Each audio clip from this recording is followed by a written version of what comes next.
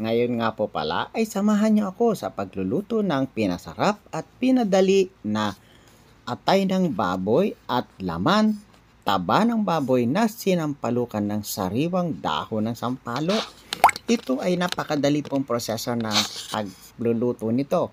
Kapag ito po ay nasubaybayan ninyo. Ito, pinalambot ko na po ang laman na yan ng baboy at taba. At pagkatapos po ng lumambot ay nalagyan nga po ng mantika yan para may sangkot siya. Nang matapos po ay nilagyan ko na rin po ng ay tinadtad po na dahon ng sampalok na sariwang sariwa. At yan nga po pala ay amoy pa lang yan. Kapag ka naluluto na po yan ay matatakam ka na. Ako nga po ay natatakam na dyan sa aking niluluto na yan dahil sa siyempre po napakabango niyan at hindi ko po yan pinalampas, nilagyan ko po yan ng patis at nangayan po ng maluto na at pinakita ko na sa inyo sa bandang unahan ang naluluto na hinahalo-halo ko ay yan po yung luto na product. Pero dito po muna tayo sa pagsisimula. Ang pagsisimula po niyan ay siyempre po ay uunahin nating ilalagay yung mga ingredients. Yun pong gaya ng mga sibuyas, luya, bawang at ang ating ginayak na mga ingredients na gaya ng chiling puti. Yan, at sinasabing yan ang pinagsasama-sama po dyan. Yan po kapag nailalagay na po natin lahat yan ay mamamango na po yan. Hanggang kapitbahay po ay maaamoy ang napakabangong amoy na yan. Siyempre po kailangan sangkotsahin muna natin yung bawang at pagsasabay-sabayan na po natin ilalagay itong sibuyas at saka itong luya. Ayan. Yan. Simple-simple lang po ang madaling ulam.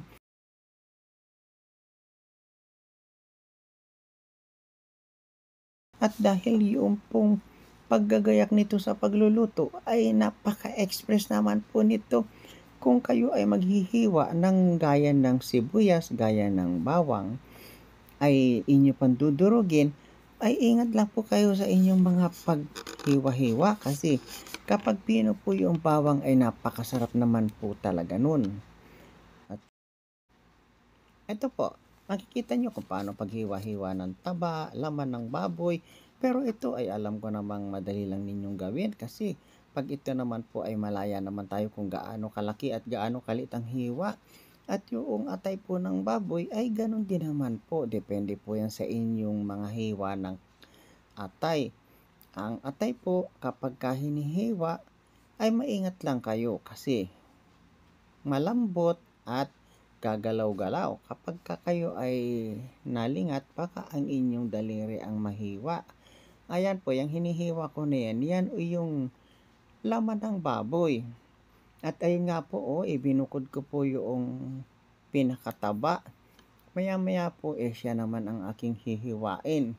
At ang hiwa po niyan ay parang 3 piraso yata sa isang subo.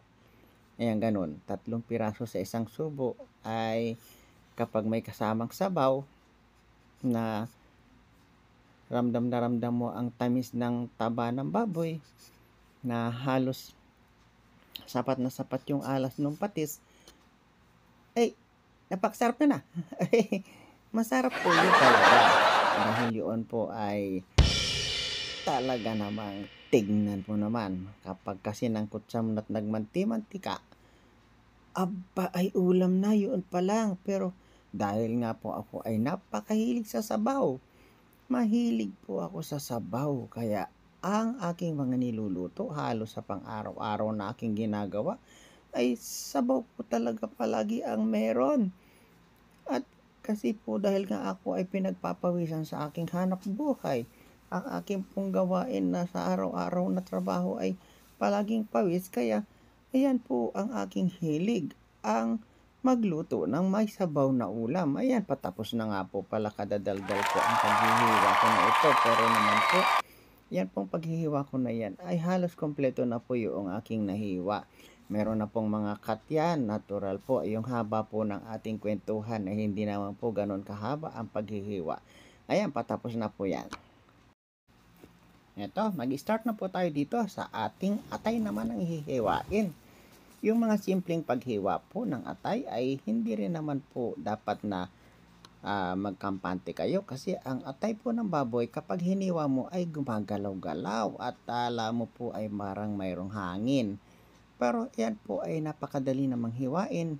Sikapin lang po na matalim ang inyong panghiwa ng atay. Tingnan nyo, ayan na po. Na-slice ko na po ng 5. Pagkatapos po niyan ay ilatag ng konti at pagkatapos ay hiwa-hiwain ulit ng isa para maputol-putol. Kapag naputol-putol na po yan, ayan ay masarap nga po yan. Kahit ihaw-ihaw ay masarap yan. Ituhog nyo lang po yan sa stick ng fishball. Ay nako, napakasarap po ng ihaw-ihaw niya. Konting asin lang po yan. Ay naku, maidangdang lang po sa apoy. Ay napakasarap na yan. Pero dito na po muna tayo dito sa ating mga ingredients. Ayan, may siling puti, may sibuyas, may bawang, may luya, at may siling jablo, at may siling labuyo. Siyempre po, nandyan ang ajinomoto, nandyan din ang patis, at saka ang sinigang sa sampalok. Naku mga idol, mga aking mga ads. Ayan, sige po, kakain na po ako. Titikman ko na to. At ang sausawan ko po ay namumula. Talaga naman napakapula. At napakahilig ko rin sa maanghang. Bakit po naman ako'y napakahilig sa maanghang? Ang sarap po kasing kumain.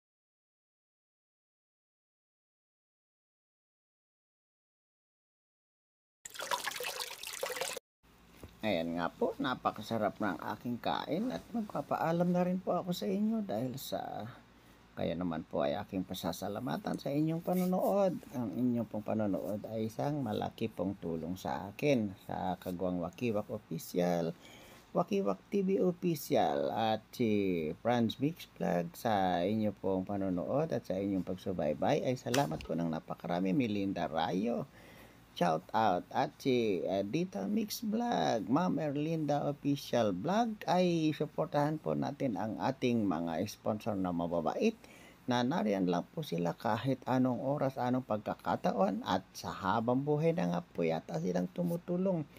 Mabuting buhay po at mahabang buhay sa inyong lahat. Na plus po ay siyempre na ang